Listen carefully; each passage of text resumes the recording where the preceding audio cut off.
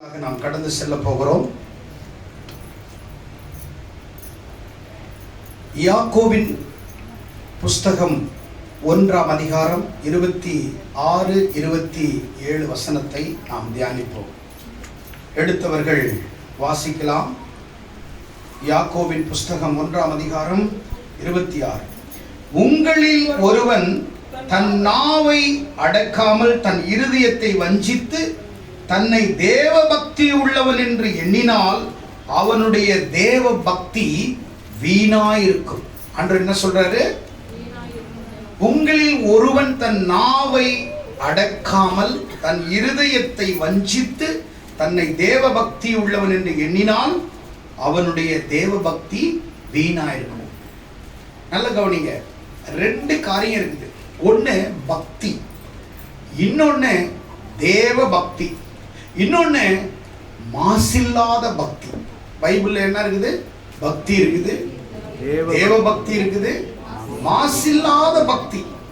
27 திக்கற்ற பிள்ளைகளும் விதவைகளும் படுகிற உபத்திரவத்தில் அவர்களை விசாரிக்கிறதும் உலகத்தால் கரைபடாதபடி தன்னை காத்து கொள்ளுகிறதுமே பிதாவாகிய தேவனுக்கு முன்பாக மாசில்லாத சுத்த பக்தியாய் இருக்கிறது. ஹல்லேலூயா, ஹல்லேலூயா, ஹல்லேலூயா. பக்தி அல்ல, மாசில்லாத சுத்த பக்தி உடையவர்களாய் நாம் மாற வேண்டும். அப்ப நிறைய பேருக்கு பக்தி இருக்கிறது. பக்தி இருக்கிறதுனால தான் அவரவர்கள் தங்கள் மதங்களை பின்பற்றுகிறார்கள். எத்தனையோ தொலைவுக்கு போறாங்க சாமியை பார்க்கறதுக்கு, கடல் கடந்து போறாங்க, எத்தனையோ கோயில் குளங்கள் புண்ணிய ஸ்தலங்களை போகிற பக்தி. ஆனால் ஆண்டவர் பார்க்கிறது பக்தி அல்ல, மாசில்லாத சுத்த பக்தி. என்ன பக்தியா? மாசில்லாத சுத்த பக்தி இருக்கணும். அப்ப இதுல என்ன சொல்றாரு? திக்கற்ற பிள்ளைகளும் விதவைகளும் படுகிற உபத்திரவத்தில் அவர்களை விசாரிக்கிறது அதல்லவோ தேவனுக்கு முன்னாடி மாசில்லாத, அதாவது எப்படிப்பட்ட பக்தியா இருக்குதா? அது மாசில்லாத சுத்த பக்தியா இருக்கு. அதுல என்ன இல்லையா? அந்த பக்தியில மாசில்லாதன்னா கலப்படம் இல்லாத பக்தி, சுத்தமான பக்தியை ஆண்டவர் இங்கே சொல்லுகிறார். நிறைய பேருக்கு பக்தின்னா என்ன தெரிஞ்சுக்கிறாங்க? சர்ச்சுக்கு போறது, பாடுறது, ஆராதிக்கிறது, இதுதான் பக்தி நீங்க நினைக்கிறீங்க. நல்ல கவனிங்க, மாசில்லாத சுத்த பக்தி உங்களுக்கு இருக்குதுன்னா திக்கற்றவர்கள் விதவைகள் படுகிற உபத்திரவங்களிலே அவர்களை விசாரிக்கிறது. 3 காரியம் இருக்குது. அவங்கள அரவணைக்கணும், அவங்கள அன்பு காட்டணும், அவங்கள ஆதரிக்கணும். மாசில்லாத சுத்த பக்தியினுடைய அர்த்தம் என்ன? அவங்கள அரவணைக்கணும், அன்பு காட்டணும், ஆதரிக்கணும். இதுதான் ஆண்டவருக்கு முன்னாடி சுத்த பக்தியா இருக்குது. நிறைய பேர் பக்தி உடையவர்களா இருக்கிறாங்க, ஆனா மாசில்லாத சுத்த பக்தி உடையவர்கள் ஒரு சிலர் தான். தீத்துவின் புஸ்தகம் 2ஆம் அதிகாரம் 14ஆம் வசனத்தை எடுத்தவர்கள் வாசியுங்கள். தீத்துவின் புஸ்தகம். அவர் நம்மை சகல அக்கிரமத்திலிருந்து நம்மை மீட்டுக்கொண்டு தமக்குரிய சொந்த ஜனங்களாக நற்கிரியைகளை செய்ய பக்தி வைராக்கியம் உள்ளவர்களாக நம்மை சுத்திகரிக்கும்படி நமக்காக தம்மை தாமே ஒப்பு கொடுத்ததனுடைய முக்கியத்துவம் என்ன? எதற்காக இயேசு கிறிஸ்து நமக்காக தம்மை அர்ப்பணித்தார் என்று சொன்னால் நாம் எப்படிப்பட்ட பக்தி உடையவர்களாய் இருக்க வேண்டும்? வாசிங்க அதை மறுபடியும். சகல அக்கிரமத்திலிருந்து நம்மை எடுத்து மீட்டுக்கொண்டு தமக்குரிய சொந்த ஜனங்களாக நற்கிரியைகளை நற்கிரியைகளை செய்ய பக்தி உடையவர்களாய் நாம் இருக்க வேண்டும். நல்ல கவனிக்க, பக்தினா என்னன்னா நற்கிரியைகளை செய்கிறது தான் பக்தி. பட்டை அடிச்சுக்கிறதோ, சிலுவை மாட்டிக்கிறதோ, நல்ல ட்ரெஸ் பண்ணிக்கிறதோ, ஒயிட் அண்ட் ஒயிட்ல போட்டுக்கிறதோ, நகையை கழட்டிக்கிறதோ, இது பக்தி அல்ல. நற்கிரியைகளை செய்கிறவர்களாய் நீங்கள் எப்பொழுது மாறுகிறீர்களோ அது தேவனுக்கு முன்னாடி பக்தியா இருக்கிறது. ஹல்லேலூயா. பக்தினா நிறைய பேர் நீங்க என்ன நினைச்சுக்கிறீங்க? ஒயிட் அண்ட் ஒயிட் போட்டோம், சிலுவையை போட்டுக்கிட்டோம், பைபிளை கையில வச்சுட்டோம், என்ன மாதிரி பக்தி யாரும் இல்லை. 1000 சோத்திர பலிகளை காலையில் எழுந்து சொல்லிட்டு எவ்வளோ பக்தி. அது கிடையாது. நீ நற்கிரியைகளை செய்கிறவளாக, நீ நற்கிரியைகளை செய்கிறவனாக மாற வேண்டும். அதைதான் ஆண்டவர் பக்தி என்று சொல்லுகிறார். அதுதான் மாசில்லாத பக்தி என்று சொல்லுகிறார். சங்கீதம் 4ஆம் அதிகாரம் 3ஆம் வசனத்துல நீங்க வாசிச்சீங்கன்னா, பக்தி உள்ளவரை கர்த்தர் தமக்காக தெரிந்து கொள்ளுகிறார். என்ன சொல்றாரு? பக்தி உள்ளவனை கர்த்தர் தெரிந்து கொள்ளுகிறார். பக்தி உள்ளவனை கர்த்தர் தமக்காக தெரிந்து கொள்ளுகிறார். 1 தீமோத்தேயு 3ஆம் அதிகாரம் 5ஆம் வசனத்தை வாசிங்கள். 1 தீமோத்தேயு 1 தீமோத்தேயு 3ஆம் அதிகாரத்துல அல்லது 5வது வசனம், தேவ பக்தியின் வேஷத்தை தரித்து அதன் பலனை மறுதலிக்கிறவர்களாக இருப்பார்கள். யாரு தேவ பக்தியின் வேஷத்தை தரிக்கிறாங்க? 3ஆம் அதிகாரத்துல 2 தீமோத்தேயு 3ல, கடைசி நாட்களில் கொடிய காலங்கள் வரும் என்று அறியீர்களா? அப்ப எது கொடிய காலம்? We are living the dangerous days. ரொம்ப கொடிய காலத்துல நம்ம வாழ்ந்துட்டு இருக்கிறோம். அப்ப என்ன கொடிய காலம்? மனுஷர்கள் தற்பிரியராக, மனுஷங்க என்ன ஆயிடுவாங்க? தங்களை தான் பிரியப்படுத்தணும், இன்னொருத்தவங்க என்ன செய்ய மாட்டாங்க. சரி, நீங்க கொஞ்சம் சீர் தூக்கி பாருங்க உங்களை. ஒரு 30 வருஷத்துக்கு முன்னாடி இருந்த ஆட்கள் இன்னைக்கு இல்ல. இன்னைக்கு இருக்கிறவங்க 10 வருஷத்துக்கு அப்புறம் தற்பிரியர், அடுத்தது பணப்பிரியர், வீம்பு, எதில் எடுத்தாலும் வீம்பு, அகந்தை, தூஷிக்கிறவர்கள், தாய் தகப்பனுக்கு கீழ்ப்படியாதவர்கள், நன்றி அறியாதவர்கள், அசுத்தமுடையவர்கள், பரிசுத்தம் இல்லாதவர்கள், சுபாவம் இல்லாதவர்களாய், இணங்காத, அவதூறு செய்கிறவர்கள், இச்சையடக்கம் இல்லாதவர்களாய், பகைக்கிறவர்கள், துரோகிகள், துணிகரம் உள்ளவர்களாய் இருப்பார்கள். அவர்கள் தேவனுக்கு பிரியமாயிராமல் சுகபோக பிரியர். அவங்களுக்கு பேர் என்ன? சுகபோக பிரியர்கள். இப்போ செல்ஃபிஷ் இருக்கிறான்னா அவன் பேர் என்ன? சுகபோக பிரியர். அவங்க பேர் என்ன? சுகபோக பிரியர். யார் சாப்பிட்டா என்ன, நான் சாப்பிடணும், இன்னொருத்தருக்கு சோறு இருக்குதா குழம்பு இருக்குதா நமக்கு தேவை கிடையாது. நம்ம சாப்பிட்டோமா, அடுத்தது ஒருத்தன் இருக்கிறானே அவனுக்கு கொஞ்சம் வச்சு கொடுப்போம், கிடையாது. டீ அவனுக்கும் கிடைக்கட்டுமே, சரி கடைசி டீ பாதி பாதி சாப்பிடுவோமே, ஷேரிங் அந்த ஹார்ட் நம்ம கிட்ட கிடையாது. அப்போ சுபாவ அன்பில்லாதவர்கள், தேவனுக்கு பிரியமாயிராமல் சுகபோக பிரியர்களாய் இருக்கிறார்கள். அப்படியானால் தேவனுக்கு பிரியமாய் இருக்கிறவர்கள் மனிதர்களுக்கு பிரியமாய் நடப்பார்கள். தேவனுக்கு உத்தமனாய் இருக்கிறவர்கள் உலகத்தில் எல்லாரிடத்திலும் உத்தமர்களாய் மாறுவார்கள். தேவனை பிரியப்படுத்துகிறவர்கள் உலகத்தில் எல்லாரையும் பிரியப்படுத்துவார்கள். ஆனால் இவங்களுக்கு ஆண்டவர் சொல்றாரு, தேவ பக்தியின் வேஷத்தை தரித்து அதன் பலனை மறுதலிக்கிறவர்களாய் இருக்கிறார்கள். இப்படிப்பட்டவர்களை விட்டு நீ என்ன செய்யணும்?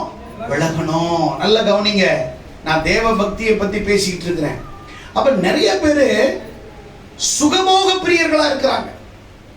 யார் வீட்டுல என்ன இருந்தா நமக்கு என்ன, நமக்கு சாப்பாடு கிடைக்குதா 3 வேளையும், எவன் குடும்பத்துல பிரச்சனை இருந்தா நமக்கு என்ன, நாம நல்லா இருக்கிறோமா? அவ தேவ பக்தியின் வேஷத்தை தரித்து அப்படின்னா, இப்ப நல்லா கவனிச்சுக்கோங்க. அவ நிறைய பேர் என்ன செய்யறாங்க? பக்தியா வாழல, அவங்க தேவ பக்தி வேஷத்தை என்ன செய்யறாங்க? இப்ப நீ ஒரு போலீஸ் ட்ரெஸ் போட்டுக்கிட்ட, அப்ப நீ போலீஸா? நீ போலீஸ். ஒரு அட்வொகேட்டினுடைய ஆடை எடுத்து உனக்கு போட்டுக்கிற, நீ ஒன்னு அட்வொகேட்டா? கிடையாது. நீ டாக்டருடைய டெலஸ்கோப் எடுத்து மாட்டிக்கிற, நீ ஒரு டாக்டரா? கிடையாது. அப்ப நீ என்ன செய்யற? வெள்ளை ட்ரெஸ் போட்டுக்கிற, ஒயிட் அண்ட் ஒயிட் நகை எடுத்துக்கிற. ஐயோ மோதிரம் போடக்கூடாது, ஐயோ ஜிமிக்கி போடக்கூடாது, ஐயோ இதெல்லாம் தப்பு, ஐயோ இதெல்லாம் ஒரு பாவம். ஆண்டவர் நல்ல கவனிங்க, ஆடையை பார்க்கவில்லை, உங்கள் ஆத்துமாவை கவனிக்கிறார். உங்கள் ஆடையில் இல்லை பரிசுத்தம், உங்கள் ஆத்துமாவில் இருக்கிறது பரிசுத்தம். நீ வெள்ளை ட்ரெஸ் போடுறதுனால நீ ஒன்னும் பெரிய பரிசுத்தவான் கிடையாது. நீ கருப்பு ட்ரெஸ் போடுறதுனால நீ ஒன்னும் பாவி கிடையாது. வெளிநாட்டுலாம் பாத்தீங்கன்னா பெரிய பெரிய பெனினா இருக்கட்டும், பெரிய பெரிய கிஃப்லோ டாலரா இருக்கட்டும், டிடி ஜாக்சனா இருக்கட்டும், எடிலாங்கா இருக்கட்டும், எபியா இருக்கட்டும், அல்லது பிலிகிரகமா இருக்கட்டும், அவங்க போடுறதெல்லாம் கோட்டு பிளாக்ல தான் போடுவாங்க.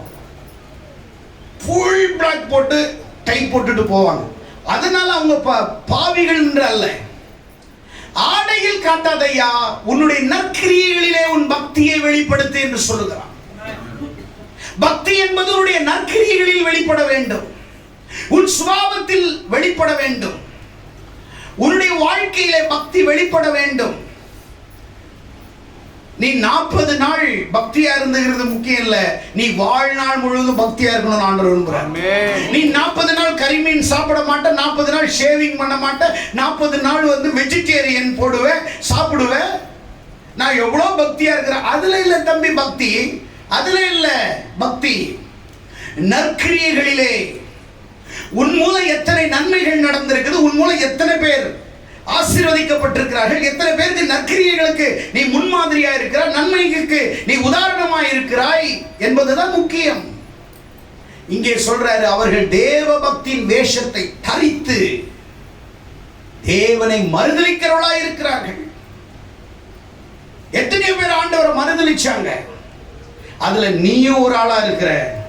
அப்படின்னா பக்தி வைராக்கியம் உள்ளவர்களை, பக்தி உடையவர்கள் விழுந்து போகலாம், ஆண்டவரை மறுதலிக்கலாம், ஆனால் பக்தி வைராக்கியம் உள்ளவனை பிசாசு கூட வஞ்சித்தார். கரங்களை தட்டி ஆண்டவரை மன்னிப்பார். பக்தி வேற, பக்தி வைராக்கியம் வேற. பக்தி இருக்கிறவங்க கூட விழுந்து போயிடுவான், ஆனா பக்தி வைராக்கியம் உள்ளவர்கள் விழவே மாட்டார்கள். பவுல் பக்தி வைராக்கியம் உடையவன் கிறிஸ்துவுக்காக.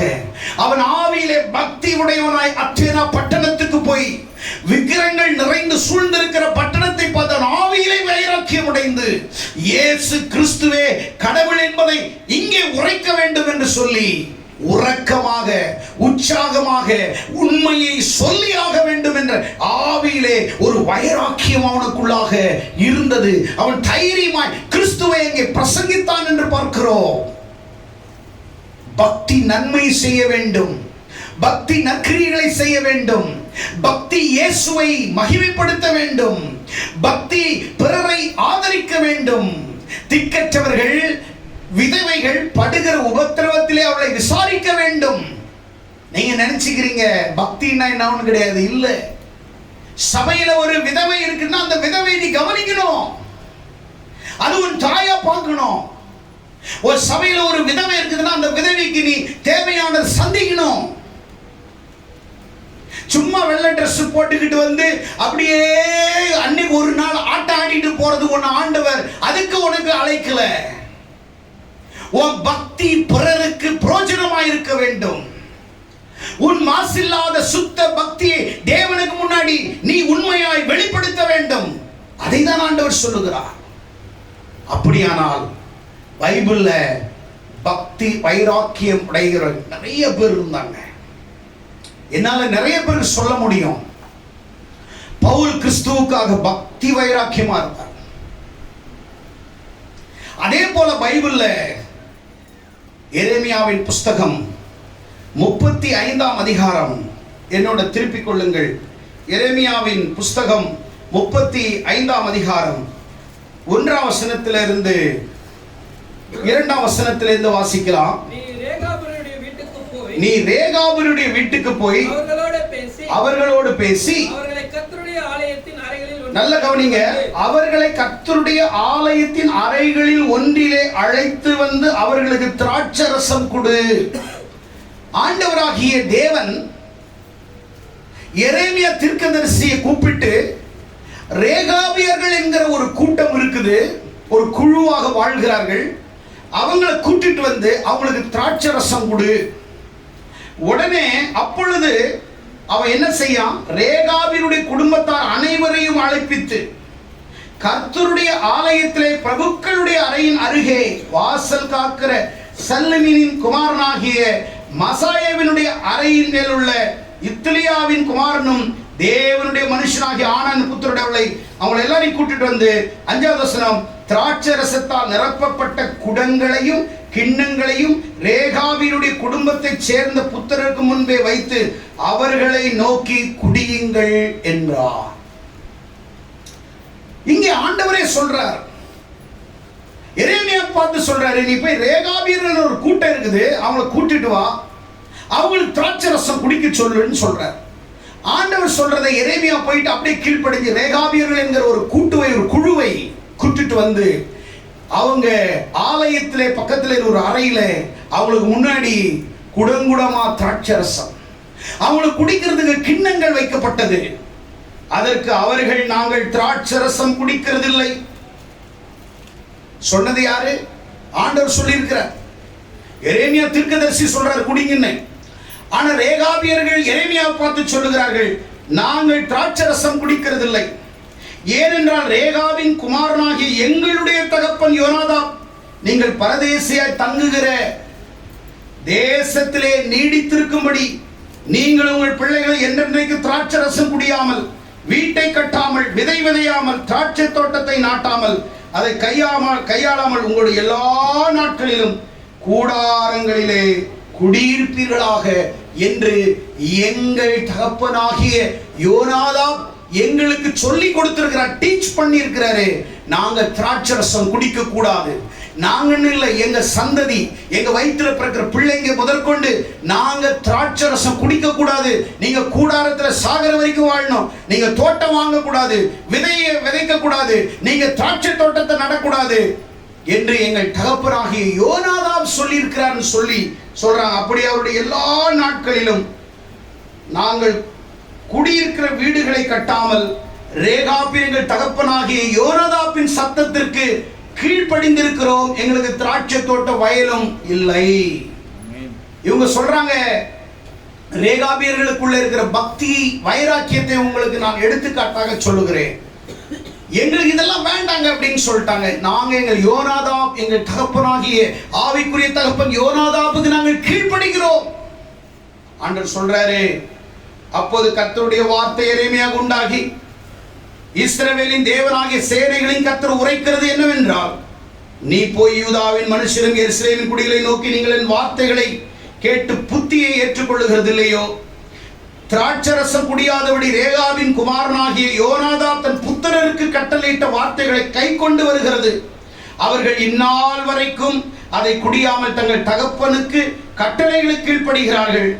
ஆனாலும் நான் உங்களுக்கு ஏற்கனவே சொல்லிக் கொண்டிருந்தும் எனக்கு நீங்கள் கீழ்ப்படியாமல் போனீர்கள். ஃபர்ஸ்ட் ரேகாபியர்களுக்கு இருக்கிற வைராக்கியம் என்ன? நாங்கள் திராட்சை ரசம் குடிப்பதில்லை. யார் உங்களுக்கு கற்றுக் கொடுத்தது? எங்களுடைய ரேகாவின் தகப்பன் யோனாதாப் எங்களுக்கு டீச் பண்ணி இருக்கிறார். ஆண்டவருக்குள்ள அவங்களுக்கு இருக்கிற வைராக்கியம். ஆண்டவர் சொல்றார், பாத்தியா, நான் கடவுள், நான் சொல்லி அவங்க குடிக்கல. அவங்களுடைய பக்தி வைராக்கியத்தை பாத்தியா எரேமியா? அவங்க எவ்வளவு யோனாதாப்பினுடைய டீச்சிங்ல எவ்வளவு நிலைச்சு நிற்கிறாங்க உபதேசத்துல. ஆனா என் ஜனங்களுக்கு எவ்வளோ முறை நான் சொன்னேன், ஆனா அவங்க என் வார்த்தைக்கு கீழ்ப்படியல. ஆனா அவங்களுடைய தகப்பனா யோனாதாப் சொல்லி கொடுத்ததை இன்றைக்கு வரைக்கும் அவர்கள் கீழ்ப்படிந்து, கட்டளைகளையும் பிரமாணங்களையும் அவர்கள் கீழ்ப்படிந்து இன்னைக்கு வரைக்கும் அவங்க பக்தி வைராக்கியம் உடையவர்களாய் அவங்க இருக்கிறாங்களே. நம்முடைய வாழ்க்கையில எத்தனை பிரசங்கங்களை கேட்கிறோம், எத்தனை செய்திகளை கேட்கிறோம். நம்முடைய வாழ்க்கையில ஒரு பக்தி வைராக்கியம் ஏற்படுகிறதா? கிறிஸ்துவுக்காக ஒரு பக்தி வைராக்கியமாய் நான் ஆண்டவருக்காக ஜீவிப்பேன் இருக்கிறதா? பேதுருவை சிலுவையிலே அடையும் போது, என்னை நேராய் நீங்கள் அறைய வேண்டாம், தலைகீழாய் அறையுங்கள். கிறிஸ்துவுக்காக பக்தி வைராக்கியமாக மரித்தார்களே. ஆதி காலத்திலே இருந்த 1ஆம் நூற்றாண்டு காலத்தில் இருந்த கிறிஸ்தவர்கள் வதைக்கப்பட்டார்கள், சித்திரவதை செய்யப்பட்டார்கள், சிங்கங்களுக்கு இரையாக்கப்பட்டார்கள், உபத்திரவப்பட்டார்கள், வாளால் அறுப்புண்டார்கள். கிறிஸ்துவுக்காக ஒரு பக்தி வைராக்கியமாய் வாழ்ந்தார்கள். எத்தனை பிரசங்கங்களை கேட்கிறோம், எத்தனை செய்திகளை கேட்கிறோம். நம்முடைய வாழ்க்கையிலே பக்தி வைராக்கியம், மாசில்லாத பக்தி, சுத்தமான பக்தி உடையவர்களாய் நாம் இருக்கிறோமா? ரேகாபியர்களுக்கு அவங்களுக்குள்ளே அந்த பக்தியின் வைராக்கியம் இருந்தது. எங்கள் தகப்பன் யோனாதாப் எங்களுக்கு கற்றுக் கொடுத்த உபதேசத்தை, டீச்சிங்கை இன்றைக்கு வரைக்கும் நாங்கள் தலைமுறை தோறும் நாங்கள் கீழ்ப்படிந்து கொண்டு வருகிறோம். அதனாலதான் பவுல் தீமோத்தேயை பார்த்து சொன்னார். என்ன சொன்னார்? எடுத்து வாசிங்க. 1 தீமோத்தேயின் புஸ்தகத்துல நீங்க எடுத்தீங்கன்னா அங்கே அப்போஸ்தலனாகிய பவுல் தீமோத்தேயை பார்த்து சொல்றாரு. 1ஆம் அதிகாரம் 2 தீமோத்தேயு 1ஆம் அதிகாரத்துல 4வது வசனம், உங்களில் உள்ள மாயமற்ற விசுவாசத்தை நினைவு கூறுகிறதினால் என் முன்னோர்கள் முதற்கொண்டு சுத்த மனசாட்சியோடு ஆராதித்து வரும் தேவனை நான் ஸ்தோத்தரிக்கிறேன். அந்த விசுவாசம் முந்தி உன் பாட்டியாகிய லோயிசாக்குள்ளும் உன் தாயாகிய ஐனேயாக்குள்ளும் நிலைத்திருக்கிறது, அது உனக்குள்ளும் நிலைத்திருக்கிறது என்பதை நிச்சயித்திருக்கிறேன். பவுல் சொல்றாரு, தீமோத்தேயை பார்த்து சொல்றாரு, தீமோத்தேயு உனக்குள்ள இருக்கிற விசுவாசம் எப்படி வந்துச்சு தெரியுமா? நீ விசுவாசமா நிலைச்சு நிக்கிறது எப்படி தெரியுமா? உங்க அம்மாக்குள்ள அந்த விசுவாசம் இருந்தது. உங்க அம்மா எப்படி நிலைச்சிருந்தாங்க தெரியுமா? உங்க பாட்டி கிட்ட அந்த விசுவாசம் இருந்தது. உங்க பாட்டி எப்படி நிலைச்சிருந்தாங்க தெரியுமா? அவங்க கிறிஸ்துவுக்குள்ள நிலைச்சிருந்தாங்க. நீ கிறிஸ்துவுக்குள்ள நிலைச்சிருந்தா அந்த விசுவாசம் உனக்குள்ள இருக்கும். நீ கிறிஸ்துவுக்குள்ள நிலைச்சிருந்தா பக்தி வைராக்கியம் இருக்கும். ஏதோ ஞாயிற்றுக்கிழமை வந்துட்டோம், மாசத்துல ஒரு நாள் வந்துட்டோம், வருஷத்துக்கு ஒரு முறை வந்துட்டோம். பக்தி வைராக்கியமா மாற வேண்டும். நிறைய பேருக்கு பக்தி இருக்கும், வைராக்கியம் இருக்காது. பக்தி இருக்கும், வைராக்கியம் இருக்காது. கிறிஸ்துவுக்காக நான் மரித்தாலும் நான் வைராக்கியத்தை விடமாட்டேன் என்று சொல்ல வேண்டும். வைராக்கியம் என்றால் நற்கிரியைகளை செய்வதற்கு வைராக்கியம் வேண்டும். அவன்கிட்ட நான் பேச மாட்டேன், அவனை பத்தி தப்பு தப்பா சொல்லுவேன், அதுல வைராக்கியம் இல்லை. ஆண்டவர் அழைத்த அழைப்புக்காக, ஆண்டவர் உன்னை தெரிந்து கொள்ளுதலுக்காக நீ ஆண்டவருக்காக வைராக்கியமா இருக்க வேண்டாம் அல்லவா? சுத்தமான பக்தி வைராக்கியமா மாறணும். அது பக்தி வைராக்கியமா வரணும். வைராக்கியம் மாசில்லாத சுத்த பக்தியா இருக்கணும். சும்மா கிடையாது. எதுக்கு சொன்னார்னா, விதவைகளுக்கும் படுகிற உபத்திரவங்களுக்கு அவங்க உதவி செய்கிறவங்க தான் மாசில்லாத பக்தி உடையவர்கள். அப்ப ரேகாபியர்கள் இருக்கிற வைராக்கியம், எங்க தகப்பனாக யோனாதாப் எங்களுக்கு கட்டளையிட்டபடி, கற்றுக் கொடுத்தபடி நாங்கள் உபதேசத்திலே நாங்கள் நிலைத்திருப்போம். அவர் சொல்லுகிற வார்த்தையின்படி நாங்கள் நிலைத்திருப்போம். ரேகாவின் குமாரனாகிய யோனாதாபின் புத்திரர் தங்கள் தகப்பனுக்கு கட்டளையிட்ட கற்பனைகளை கை கொண்டிருக்கும் போது இந்த ஜனங்களை கீழ்ப்படியாமல் போனார்களே.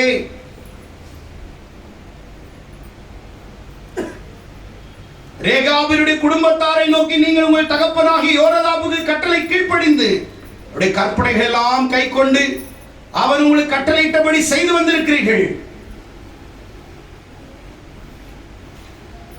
நீங்க சபைக்கு வருகிறது எதற்காக? அட்டெண்டன்ஸ் போடுறதுக்காகவா? இல்லை ஞாயிற்றுக்கிழமை எங்களுடைய ஆடைகளை, உங்களுடைய ஆபரணங்களை பார்க்க வேண்டும் என்பதற்காகவா? இல்லை இல்லை, நான் போகவில்லை என்றால் என்னை ஆண்டவர் அடித்து விடுவார் பயத்திற்காகவா? இல்லை, உங்கள் சுயநலத்திற்காக நான் நல்ல வேலைக்கு செல்ல வேண்டும், என் வாழ்க்கை நல்லா இருக்க வேண்டும் என்ற சுயநலத்திற்காக நீங்கள் தேவனை ஆராதிக்க வருகிறீர்களா? நோ. பக்தி வைராக்கியம் உடையவன் உலகத்தில் எங்க இருந்தாலும் ஒரே மாதிரி ஆண்டவருக்காக நிற்பான். எங்க இருந்தாலும் ஆண்டவருக்காக அவன் வைராக்கியமா நிற்பான். அது எந்த இடமா கூட இருக்கலாம். சும்மா வெள்ளை ட்ரெஸ் போட்டுக்கிட்டு நடிக்க கூடாது. பெரிய பக்தி வைராக்கியம் மாதிரி காட்டக்கூடாது. உனக்குள்ள என்ன நற்கிரியைகள் இருக்கு? இருக்கிறது. யாரை நீ உபசரிக்கிறாய்? எத்தனை திக்கற்றவர்கள் இருக்கிறார்கள், ஒரு நாள் நீ உபசரித்திருக்கிறாயா? விதவைகளை நீ போய் பார்த்து நீ அவர்களுக்கு நன்மை செய்திருக்கிறாயா? நற்கிரிகளிலே நீ பக்தி வைராக்கியம் உடையவனாய் நீ இருக்கிறாயா? உன் வாழ்க்கையில் நான் யாரையும் நான் கெடுதல் செய்யல, நான் தப்பா பேசல, பிறரை அவமதிக்கல, பிறரை குறித்து தூத்தி தெரியல, பிறரை பற்றி நான் உலகத்துக்கு பிரபகண்டா பண்ணலாம் அப்படி இப்படின்னு. நற்கிரிகளை செய்கிறவர்கள் தேவனால் பிறந்திருக்கிறார்கள்.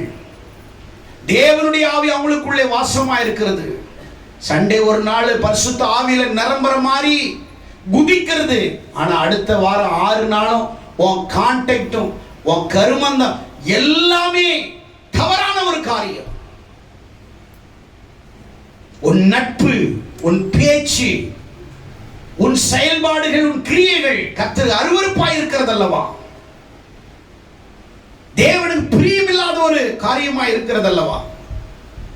ஆனா ரேகாபியர்கள் யாருன்னே தெரியல, நாடோடிகளாக, குழுவாக, ஒரு கூட்டமாக அவர்களுடைய ஆவிக்குரிய தகப்பன் யோனாத்தான் கற்றுக் கொடுத்த அந்த கட்டளைகளின்படி அவர்கள் தங்களை காத்துக் கொண்டார்கள். வைராக்கியமாய் கிறிஸ்துவுக்காக நாங்கள் திராட்சரசம் குடிப்பதில்லை, எங்களுக்கு வேண்டாம், எங்க அப்பா எங்களுக்கு சொல்லி கொடுத்துருக்காரு, தவறுன்னு சொல்லி கொடுத்துறாரு.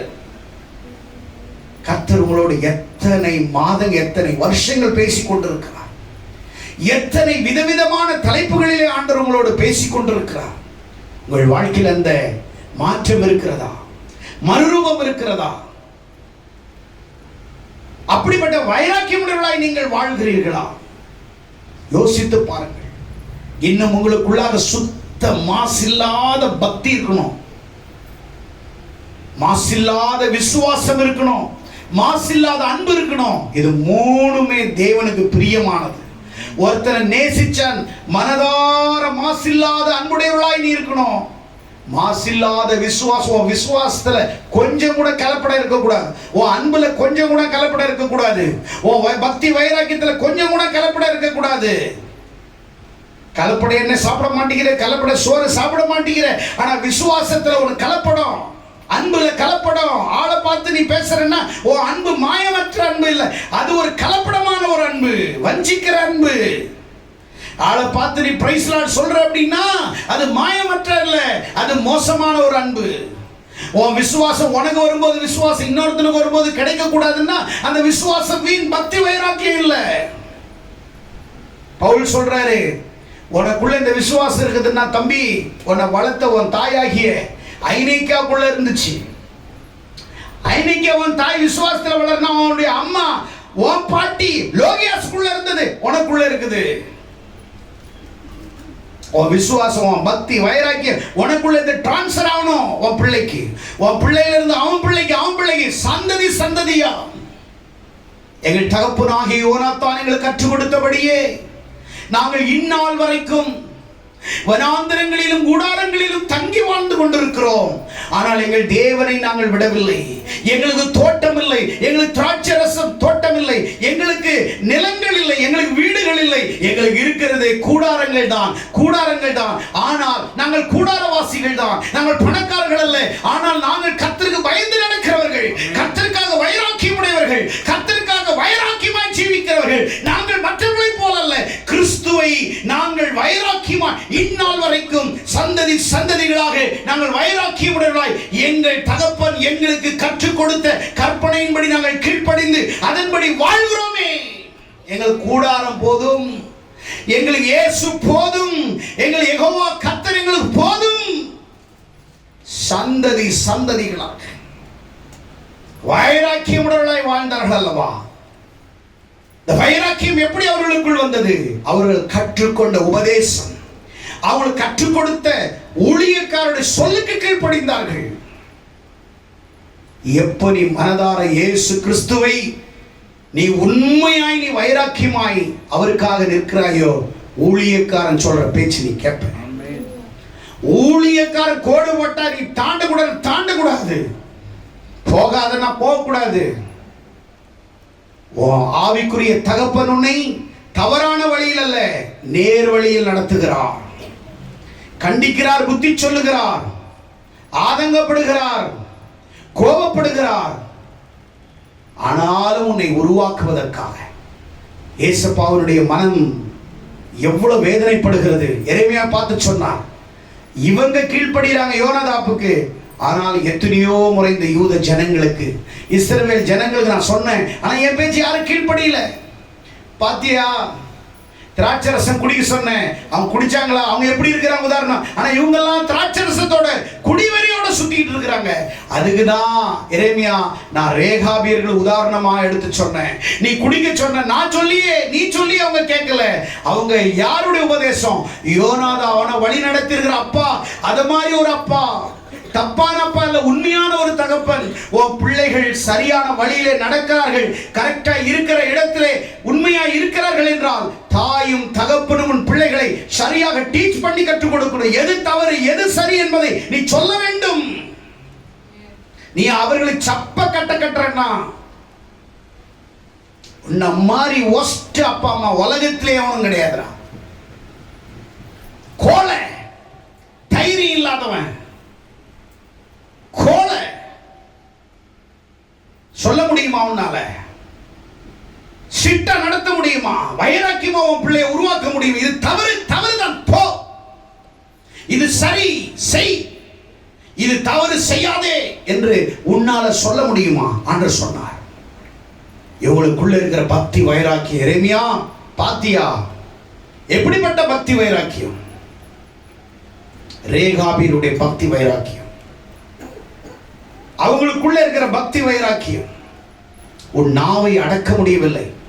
6 அடி மனிதன், 6 அங்குல நாக்கு உன்னால் அடக்க முடியவில்லை. உன் நாவை அடக்க வேண்டும் என்று சொல்லுகிறாள் யாக்கோபு 1:26-27. பக்தி என்பது என்ன? உன் நாவை அடக்க வேண்டும்.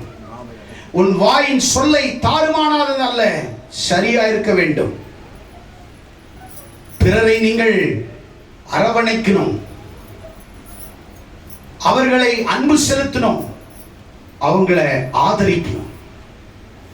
பக்தி வைராக்கியம் சும்மா வைராக்கியம் அப்படி கிடையாது. இன்னைக்கு சண்டே கர்த்தருக்காக நிற்பேன், வைராக்கியம். இன்னைக்கு நான் எதுவும் செய்ய மாட்டேன், ஆண்டவருக்காக நிற்கிற நாள் செய்ய மாட்டேன். அதுதான் பக்தி வைராக்கியம். ஆளுகேற்ற மாதிரி உன்னை மாத்திக்கிறது பக்தி வைராக்கியம் இல்லை. ஆளுகேற்ற மாதிரி உன்னை மாத்திட்டு போறது பக்தி வைராக்கியம் இல்லை. நீ கர்த்தருக்காக வைராக்கியத்தை இன்னொருத்தன் பார்த்து உன்னை பார்த்து ஃபாலோ பண்ணி மாறணுமா ஒழிய நீ அவனை போல நீ மாறிடக்கூடாது. பூவோடு நாறு சேர்ந்தா நாறு மணக்கும். நீ யாரோட சேர்றன்றது முக்கியம். என் நண்பர்கள் இல்லையா இருக்கிறாங்க, நான் எல்லாரோட சேர முடியுமா? நோ. என்னோட கிறிஸ்துவுக்குள்ள இருக்கிறவனோட தான் நான் சேருவேன். அந்த ஐக்கியம் தான். இப்ப நான் சொல்றேன், இந்த ரேகாபியருக்குள்ள இந்த பக்தி வைராக்கியத்தை உருவாக்கிய யோனாதாப் யார் அப்படின்னு பார்ப்போம். 2 ராஜாக்களின் புஸ்தகம் 10ஆம் அதிகாரம் 15ஆம் வசனத்திலிருந்து நாம் வாசிக்க போகிறோம். அவன் அவிடம் விட்டு புறப்பட்ட போது தனக்கு எதிர்பட்ட ரேகாபின் குமாரன் யோனாதாபை சந்தித்து அவனை உபசரித்து, என் இருதயம் உன் இருதயத்தோடு செம்மையா இருக்கிறது போல உன் இருதயம் செம்மையா இருக்கிறதா என்று கேட்டான். அதற்கு யோனாதாப் அப்படியே இருக்கிறது என்றான். அப்படி இருந்தால் உன் கையை எனக்கு தா. யெகூ ஒரு பெரிய ராஜா. இந்த ராஜா இப்போ எல்லாத்தையும் முடிச்சிட்டு வர்ற வழியில யோனாதாப் எதிர்படுறார். இப்ப யோனாதாப்பை பார்த்து யெகூ சொல்றாரு, உன் இருதயம் செம்மையா இருந்தா உன் கையை எனக்கு கொடுன்ற. அவன் சொல்றான், என் இருதயம் செம்மையா இருக்குது, உத்தமமா இருக்குது, கையை கொடுக்கிறான். அவன் தன் கையை கொடுத்த போது அவனை தன்னிடத்திலே ரதத்தின் மேல் ஏறி பண்ணினான். கரங்களை தட்டி ஆண்டவரை மகிமைப்படுத்து. இந்த யோனாத்தான் யாரோட ஐக்கியமா இருந்தான்? யெகூவோடு. யெகூ யாரு? ஒரு ராஜா, தேவனால் தெரிந்து கொள்ளப்பட்ட ஒரு ராஜா. இந்த யெகூ யோனாதாபை சந்தித்த பொழுது யெகூ சொல்றான், உன் இருதயம் என் இருதயத்தை போல செம்மையா, தூய்மையா, சுத்தமா சுத்தமா இருக்குதுன்னா, கலப்படமே இல்லாத இருந்தா உன் கையை என்கிட்ட கொடு. கையை கொடுக்கிறான். தன் ரதத்தின் மேல் அவனை ஏற்றினான். ஒரு ராஜாவோடு ஒரு சாதாரண யோனாதாப் ராஜாவை தன் ரதத்தின் மேல் ஏற்றினான். தன் கையை கொடுத்தான். எதற்கு அடையாளம்? ஐக்கியத்திற்கு அடையாளம். உன் ஐக்கியம் யாரோட இருக்கிறது முக்கியம். உன் ஐக்கியம் எப்படிப்பட்டவனோட இருக்கிறது, அதே மாதிரி நீ மாறிடுவ. நீ சபைக்கு வராதவனோட 2 நாள் நீ பேசின சுத்தரன்னா போதும், உன் கதை கந்தல். 2 வாரம் நீ போனா அவனை மாதிரி நீ மாறிடுவ. அந்த குப்பைக்குள்ள நீ விழுந்துருவ. நீ எப்படிப்பட்டவனோடு சேருகிறாயோ அவனுடைய சேர்க்கையின் அடையாளமாக, பிம்பமாக நீ மாறிவிடுவாய். தவறை உன்னால் தவறு என்று எப்ப சொல்லுகிறாயோ அப்பதான் நீ தைரியம் உள்ளவன். சொல்ல முடியுமா? அது அப்பனா இருக்கட்டும், அது தாயா இருக்கட்டும், சகோதரனா இருக்கட்டும், உன்னால் அந்த தைரியம் இருக்கிறதா? சொல்ல முடியுமா? ஏசப்பா பிரசங்கம் பண்ணிட்டு இருக்கிறார் ஒரு ஊர்ல. ஐயா, உங்களை தேடிட்டு வர்றாங்க. யாருப்பா? உங்க அம்மா சகோதரர்கள்லாம் உங்களை தேடிட்டு வந்திருக்காங்க. யார் என் தாய்? யார் என் சகோதரன்? யார் என் சகோதரி? என் வசனத்தை கேட்டு அதன்படி நடக்கிறவர்கள் தான் எனக்கு தாயும் எனக்கு சகோதரனும் சகோதரியுமா இருக்கிறார். சொல்ல முடியுமா? சும்மா பைபிளை படிச்சுக்கிட்டே எதுக்கு?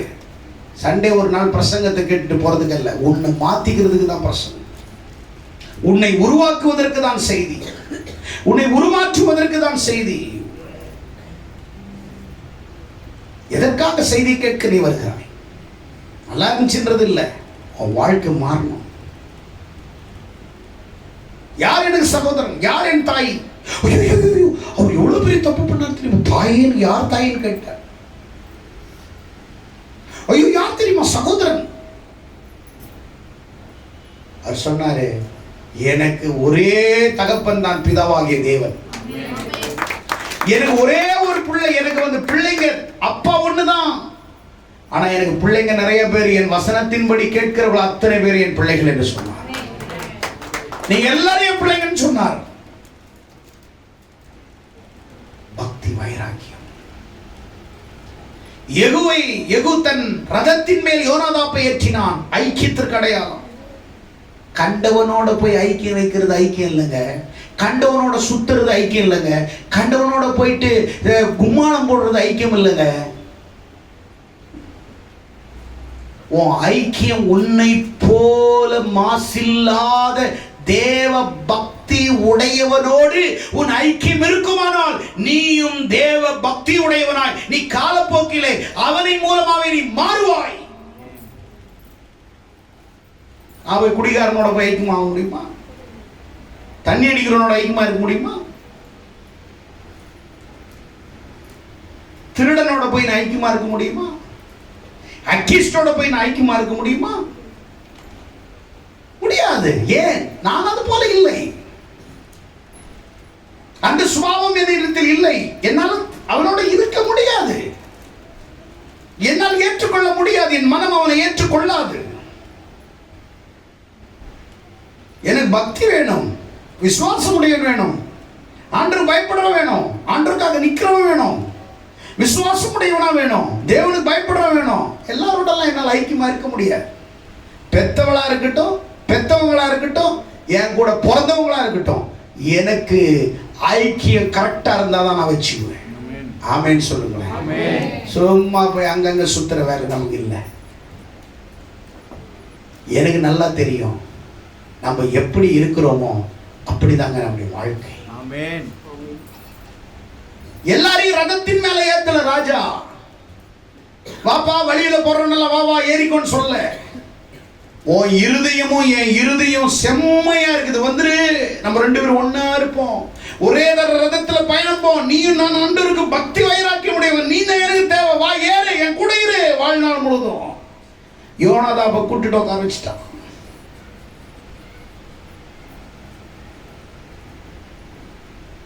டிப்டாப்பா ட்ரெஸ் பண்ணிட்டு போற சொரிசரம் கூட ஒருத்தர் இருக்கிறோம், பைக்கில் ஏற்றுவியா? ஏற்ற மாட்டேன். ஏன்னா ஒன்று மாதிரி இருக்கணும் டிப்டாப்பா ஏற்றுறது, ஏற்ற முடியாது. ஒரு உலக பிரகாரமான ஒருத்தரோட வாழ்நாவே நம்ம ஸ்டேட்டஸ் சொல்றோம், பிச்சைக்கார ஸ்டேட்டஸ். ஆவிக்குரிய வாழ்க்கையில நாம் மாறுவதற்கும் வாழ்வதற்கும் எவ்வளவு பெரிய ஸ்டேட்டஸ் பார்க்கணும், ஸ்பிரிச்சுவல் ஸ்டேட்டஸ். ஆவிக்குரிய தரத்தை பாருங்கள், உலக தரம் அல்ல, ஆவிக்குரிய தரம். தரம் நிறை சுவை என்றதல்ல, உன் வாழ்க்கையில தரமா இருக்கணும், உன் வாழ்க்கையில திறமையா இருக்கணும், உன் வாழ்க்கையில பிறகு சுவையா இருக்கணும். சும்மா கிடையாதுப்பா. சும்மா வாரத்தில் ஒரு நாள் பைபிள் எடுத்துட்டு சும்மா படிச்சுக்கிட்டா நீ வந்து கிறிஸ்தவனா? வாரத்துக்கு ஒரு நாள் சர்ச்சுக்கு வந்துட்டா நீ கிறிஸ்தவனா? எத்தனையோ இரவுகள் தேவனோடு கூட சஞ்சரிக்கிறேன். வேதத்தை எடுத்தா 3 மணி 4 மணிக்கு தான் நான் முடிக்கிறேன். சும்மா யார் முன்னாடி பிலிம் காட்டில் பைபிள் படிக்கிறது, ஜெபம் பண்ண பரிசுத்தவான் மாதிரி. நாங்க அறையிலே தேவனோடு கூட ஜெபிக்கிறோம், அறையிலும் தேவனோடு பேசுகிறோம், வேதத்தோடு இடைப்படுகிறோம். யோனாதாபை போல உன்னுடைய ஐக்கியம் ரொம்ப முக்கியம், வெரி வெரி இம்பார்ட்டன்ட். நீ யாரோட சேர்ற, உன் நட்பு, உன் நண்பன் எல்லாமே ஆவிக்குரிய தரம் வாய்ந்தவனோடு தான் உன் ஐக்கியமே தொடர வேண்டும். கரெக்டா நான் சொல்றது? இல்லை என்றால் உன் வாழ்க்கை தடம் புரண்டு போய்விடும், தடம் மாறிவிடும், தடம் காணாமல் போய்விடும். உன் தடம் சரியாயிருக்க வேண்டும். உன் அங்கீகாரம் சரியான நபர்களோடு நீ இருக்க வேண்டும். என் உடன் பிறந்தவர்களிடத்தில் கூட குவாலிட்டி இல்லை என்றால் நான் சேருவதே இல்லை. குவாலிட்டி முக்கியம், பக்தி முக்கியம், வைராக்கியம் முக்கியம், ரொம்ப முக்கியம்.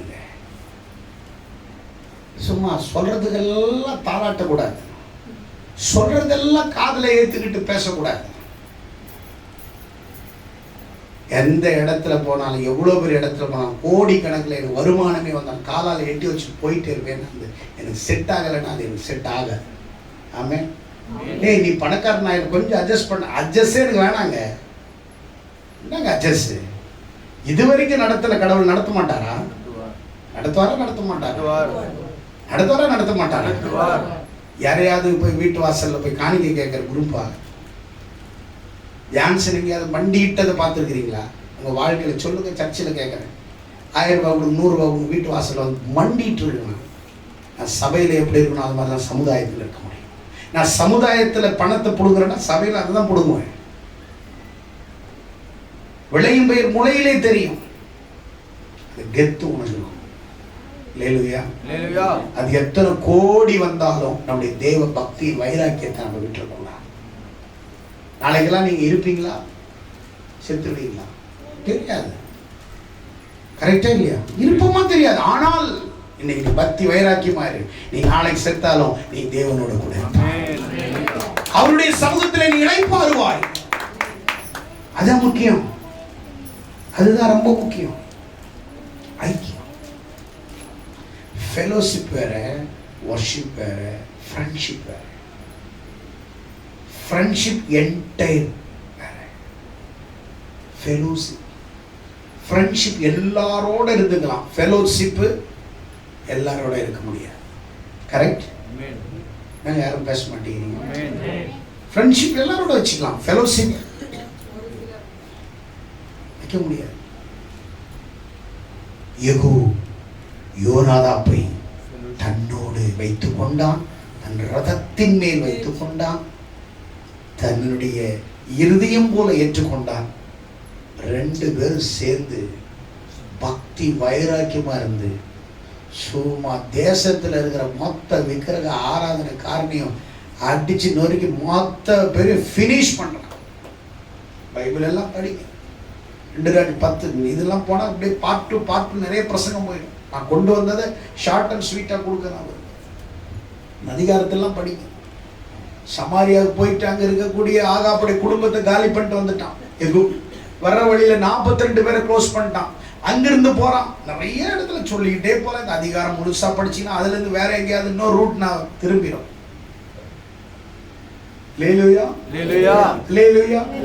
சில ஆறுலாம் பாத்தீங்கன்னா தண்ணி யாருக்கும் தராது, அப்படியே நேரா போய் கடல்ல கலந்துக்கும். என்ன செய்யும்? சொல்லுங்களேங்க, டைரக்டாக போயிடும். சில ஆறுலாம் பாருங்க, அப்படி பிரிஞ்சு பிரிஞ்சு பிரிஞ்சு பிரிஞ்சு பிரிஞ்சு பிரிஞ்சு பிரிஞ்சு கடல்லையே கலக்காது. தேசத்துல இருக்கிற விவசாயிகளுக்கும் வயல் நிலங்களுக்கும் பிறருக்கும் ஆடு மாடு மிருக ஜீவன்களுக்கும் மக்களுக்கும் கிராமங்களுக்கும் அது ரொம்ப ஆசீர்வாதமா இருக்கும். நீங்க நேரா போய் கடல்ல நரகத்துல விழுந்துடாதீங்க. எல்லாருக்கும் பிரிஞ்சு கொடுங்க. அல்லேலூயா. உடைய தண்ணி எல்லா இடத்துலயும் பாயணும். உங்கள் ஆசீர்வாதம் எல்லா இடத்துலயும் பாயணும். இங்கே சொல்லுகிறார், எல்லாரையும் விக்கிரங்களை காலி பண்ணிட்டான். ஊர்ல நாட்டுல இருக்கிற மொத்த விக்கிரத்தை தூக்கிட்டான். மொத்த தோப்புகளை அடிச்சிட்டான். மொத்த பலிபிடங்களை இடிச்சிட்டான். இருக்கிற அத்தனை பேரையும் காலி பண்ணிட்டான். 22 அப்பொழுது அவன் வஸ்திரச்சாலை விசாரிப்புக்காரன் நோக்கி, பாகாலின் பணிவிடைக்காரர்கள் எல்லாம் வஸ்திரங்களை எடுத்துக்கொண்டு வா என்றான். அவர்கள் வஸ்திரங்களை எடுத்துக்கொண்ட பின்பு யெகூ ரேகாபின் குமாரனாகிய யோனாதாபோடு கூட பாகாலின் கோவிலுக்குள் பிரவேசித்து பாகாலின் பணிவிடைக்காரன் நோக்கி, பாகாலின் ஊழியக்காரர் இல்லாமல் கர்த்தரின் ஊழியக்காரன் யாரும் இருக்கக்கூடாது, வெளியில போங்கடான்னு சொல்லி மொத்த பேரையும் காலி பண்ணிட்டான். யெகூ பக்தி வைராகி. யாருக்காக? கர்த்தருக்காக. தேசத்தை தூய்மைப்படுத்தியது அவனுக்காகவா கர்த்தருக்காகவா? இருக்கிற எல்லா விக்கிரங்களை காலி பண்ண தனக்காகவா கர்த்தருக்காகவா? பலிபிடங்களை இடிச்சு தனக்காகவா கர்த்தருக்காகவா? அத்தனை பூசாரியிலும் காலி பண்ணிட்டான். தனக்காகவா கர்த்தருக்காகவா? கர்த்தருக்காக. வைராக்கியம். நீ ஆண்டவருக்காக எது செஞ்சாலும் பக்தி வைராக்கியம் உடையவனாய் இருக்க வேண்டும். ஆமென். அல்லேலூயா. அல்லேலூயா. அல்லேலூயா. அல்லேலூயா. அல்லேலூயா. இப்போ ரேகாபியர்கள் யாருடைய டீச்சிங்ல வளர்ந்தாங்க? யோனாதாப் யாரோட ஐக்கியமா இருந்தான்? யெகூவோடு கூட ஐக்கியமா இருந்தான். நீ யாரோட இருக்கிறன்றது முக்கியம். உன்னை குவாலிட்டியா வச்சுக்கணும்னா குவாலிட்டியா இருக்கு. உன்னோட 10 மடங்கு குவாலிட்டியா இருக்கணும். நீ சேரணும். அல்லேலூயா. அல்லேலூயா. சும்மா எனக்கு 100 ஃப்ரெண்ட்ஸ் இருக்கிறாங்க, எல்லாம் குப்பைங்க. எனக்கு 2 ஃப்ரெண்டுங்க, எல்லாம் மாணிக்கங்க, எல்லாம் மதுரங்க. அப்படி சொல்ல முடியுமா? எல்லாம் குப்பைங்க. வாட்ஸ்அப்ல இருக்கிற அத்தனும் குப்பை தான். எல்லாம் குப்பை. ஒண்ணு இருக்க. இன்னொருத்தனை பத்தியும் அனுப்பான், இவன் இன்னொருத்தனை பத்தி அனுப்பான். எல்லாரையும் வாட்ஸ்அப் முழு உலகத்தையும் கொலாப்ஸ் பண்ணிடுச்சு. நல்லா இருக்கனுடைய மைண்ட் எல்லாம் மாத்திடுச்சு. நல்லா வாழ்ந்தவனுடைய அவனுடைய ஆசீர்வாதத்துல கெடுத்து போயிடுச்சு. கிறிஸ்தவ முதல் இடத்துல இருக்கிறாங்க. அவனை பத்தி இங்க எழுதுறது, இவனை பத்தி இங்க எழுது. இவங்கள யோக்கியம், ரொம்ப யோக்கியம். இவங்கெல்லாம் ரொம்ப பரிசுத்தவான்கள். White and white. ஹார்ட் ஒயிட்டா இருந்தா தானே என் வாழ்க்கை ஒயிட்டா இருக்கும். வெள்ளை சட்டை போயிட்டா நான் பெரிய பரிசுத்தவான். எங்க இருக்கு? யோசிச்சுப்பாரு. பக்தி வைராக்கியம் அவன் வாழ்க்கையில். ரேகாபியர்களின் பக்தி வைராக்கியம் அவர்களை உருவாக்கிச்சு. ஆண்டவருக்காக இருந்தாங்க. அடுத்த வாரத்தில் பார்ட் 2 பேச போறேன். ரேகாபியர்கள் யோனாதாபோடு இருந்தார். யோனாதாப் யெகூவோடு இருந்தான். யெகூ எலிசாவால் அபிஷேகம் பண்ணப்பட்டார். அடுத்த வாரத்தில் பார்ட் 2 இந்த யெகூ யார், இந்த எலிசா யார் என்பதை அடுத்த வாரத்தில் ரேகாபியர்களுடைய தகப்பன் யோனாதாப் யெகூவோடு இருந்தார். யெகூவை எலிஷா பரிசுத்த ஆவியினால் அபிஷேகம் பண்ணினார்.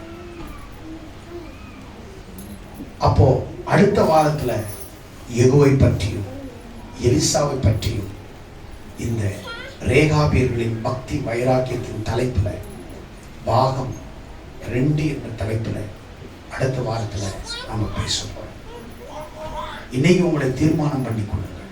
உங்கள் ஐக்கியம் எப்படி இருக்கிறது, யாரோடு இருக்கிறது, உங்கள் நட்பு, உங்கள் ஃபெலோஷிப். ஃப்ரெண்ட்ஷிப் வேற, ஃபெலோஷிப் வேற. பார்க்குறவங்களாம் ஹாய் சொல்லலாம், ஆனால் எல்லாரோட வாழ முடியாது. ரொம்ப முக்கியம். நம்மளை நம்ம குவாலிட்டியாக நிறுத்திக்கணும். கர்த்தர் தாமே உங்களை ஆசீர்வதிப்பாராங்க. God bless.